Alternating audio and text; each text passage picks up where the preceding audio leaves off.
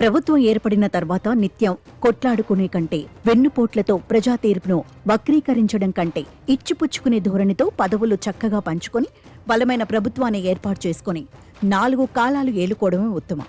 అయినా మహారాష్ట్రలో మహాయుతి ప్రభుత్వం ఏర్పాటుకు ఏకంగా 10 రోజుల పైనే పడుతుండడం చాలా మందికి ఆశ్చర్యం కలిగిస్తోంది. గత 5 ఏళ్ల వెన్నుపోటు రాజకీయాల అనుభవం రీత్యా కాబోలో బీజేపీ అతి జాగ్రత్తగా మర్యాదగా వ్యవహరిస్తోంది.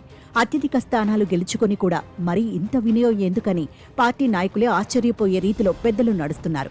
ఏక్నాథ్ షిండే ఒత్తిళ్లు, అలకల వల్లనే ప్రభుత్వం ఏర్పాటులో ఇంతటి జాప్యం జరుగుతోందన్నది కాదనలేని నిజం. సోమవారం మహాయుతి నాయకుల సమావేశం మరోమారు రద్దయింది. షిండే అందుబాటులో లేని కారణంగా ఇలా జరగడం గత 4 రోజుల్లో ఇది రెండోసారి. పాపం ఆయనకు ఒంట్లో బాగుండడం లేదట. షిండే కోరుతున్న దానిని కాదనటానికి, మెడలు వంచడానికి బీజేపీ ఎందుకు వెనుకడుగు వేస్తోందో సాధారణ జనానికి అంతుచిక్కని మరో వ్యూహం ఏమైనా ఇందులో ఉన్నదో తెలియదు.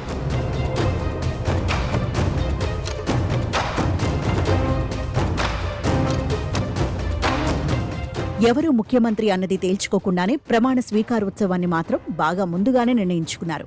5వ తేదీ ప్రమాణం చేయబోయే వారెవ్వరో 4న నిర్ణయమవుతుంది.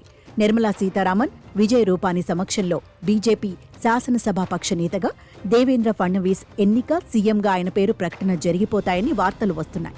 ఫడ్నవీస్ తరపున షిండేను పలకరించి పరామర్శించి వచ్చిన గిరీష్ మహాజన్ ఆయన అలక బూనలేదన్న విషయాన్ని మీడియాకు మరీ ప్రత్యేకంగా విన్నవించారు.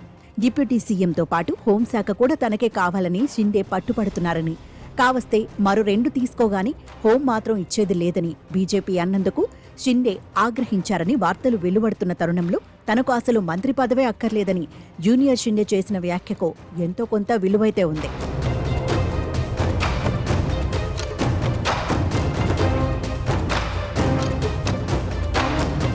ఫడ్నవీస్ కాక మరొకరు తెర మీదకు వస్తారన్న ఊహాగానాలేమీ లేవు. కానీ షిండే ఎందుకు తగ్గడం లేదన్నది ప్రశ్న. సామాన్యుడిలాగా ఉంటాను కనుక ప్రజలు మళ్లీ తననే ముఖ్యమంత్రిగా చూడాలనుకుంటున్నారని ఓ పక్క అంటూనే మోదీ మాటకు కట్టుబడతానని మాట ఇచ్చిన ఆయన ఆ తర్వాత పట్టుబిగించిన విషయం తెలిసిందే. 288 మంది ఎమ్మెల్యేలున్న సభలో బీజేపీకి 132 వచ్చిన తరువాత కూడా షిండేయే మళ్లీ సీఎం అని ఆయన పార్టీ చెప్పుకుంటూ బీహార్లో నితీష్ ప్రభుత్వాన్ని ఉదహరించింది. ఎవరిని గెలిచినా మళ్లీ మీ నాయకుడే సీఎం అని బీజేపీ తమకు ఎన్నికల ముందు హామీ ఇచ్చిందని కూడా షిండే సైన్యం వాదించింది.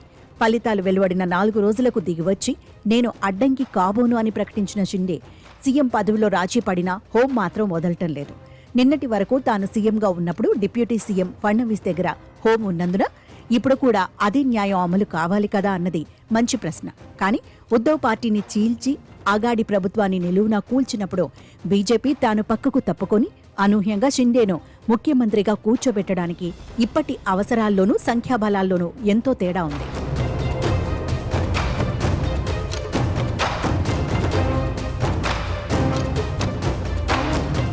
షిండే ప్రోద్బలం మేరకు శివసేన ఎమ్మెల్యేలు రాత్రికి రాత్రి విమానాలు ఎక్కి ఇతర ప్రాంతాలకు తరలిపోతున్న విషయం అప్పట్లో ముఖ్యమంత్రి ఉద్ధవ్ ఠాక్రేకు తెలియరాలేదని, హోంశాఖ ఎన్సీపీ చేతుల్లో ఉండటం ఇందుకు కారణమని అప్పట్లో విశ్లేషణలు వచ్చాయి.